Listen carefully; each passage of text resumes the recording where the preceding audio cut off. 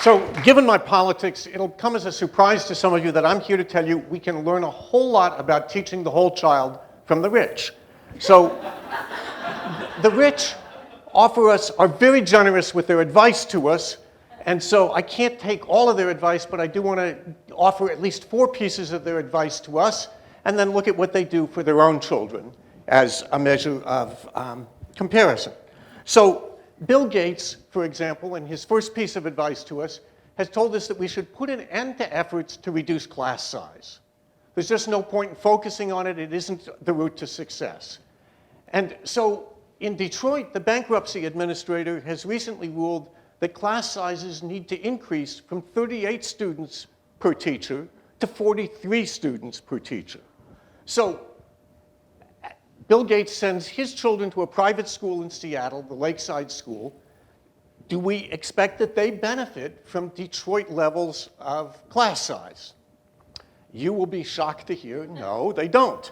They have 1 teacher for every 7.4 students. We can also look at something like St. Paul's School. Here's the general campus. And here is the so-called New Chapel at St. Paul's, where students gather a couple of times a week for activities. At St. Paul's School, it's an elite prep boarding school in Concord, New Hampshire, where John Kerry went to school. And at St. Paul's School, they have 1 teacher for every 5 students.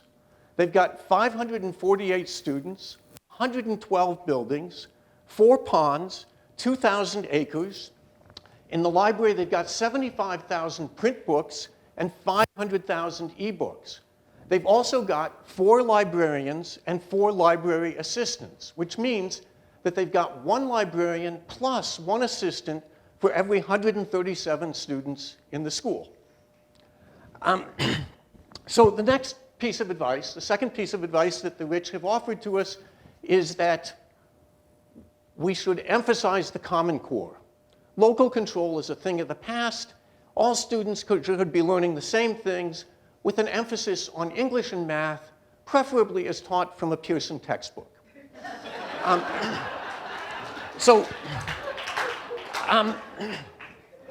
The question would then be, is that what they emphasize on their websites when they're telling prospective parents and students about what they can expect to find at their school? So again, looking at Bill Gates' children's school, the Lakeside School, they say, Lakeside believes there is more to life than academic success.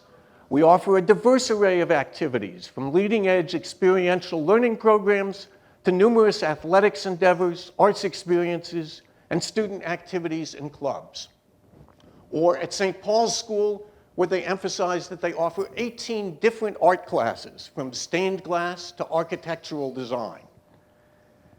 The third piece of advice that the rich offer us is that the issue isn't the amount of money that you spend on education. It really doesn't matter. Here's Mitt Romney. Here is, I hope, Mitt Romney telling us, I remember at one point I looked at all the school districts in Massachusetts and I plotted spending per student against the achievement of the average student in each district, and there was no relationship at all. So if there's no relationship between spending and results, as measured by high-stakes tests, of course, then there's really no reason to spend significant amounts of money, and we should cut spending to the bone. And when the rich are spending their own money to send their kids to school, I'm sure that they want to cut spending to the bone. So what is the spending at a school like St. Paul's? Well, tuition and fees at St. Paul's are $53,810 per student per year, plus the cost of getting back and forth. But let's face it, $53,000 a year is simply not enough to offer a decent education to a child, at least not to a rich child. So that money is supplemented by gifts to the annual fund and by the return on investment for their endowment. Now at St. Paul's, the endowment is $725 million. That is $1.3 million for each child attending St. Paul's. So if we put it all together, the tuition and fees, the gifts to the annual fund, and the return on the investment, St. Paul's is spending just over $100,000 per student per year. Now, because the rich repeatedly tell us that every child should receive the same education, I am sure that the rich are prepared to pay the taxes necessary so that the students in the schools where you teach can spend that much money per student. Finally, we couldn't possibly leave this without talking about high-stakes standardized testing.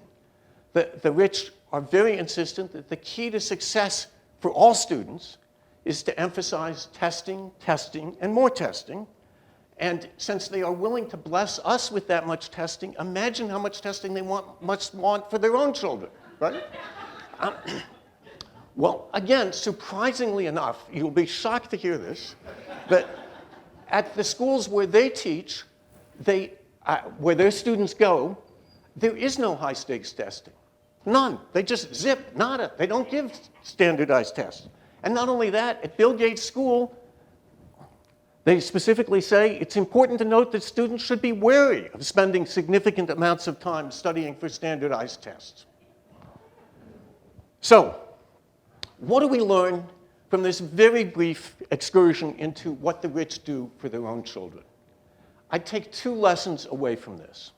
The first one is simply that what the rich want for their own children is what we want for all children, for all the children that we teach. We want small class sizes. We want a diverse curriculum with sports and music and art. We want high levels of support, and we want no high-stakes testing.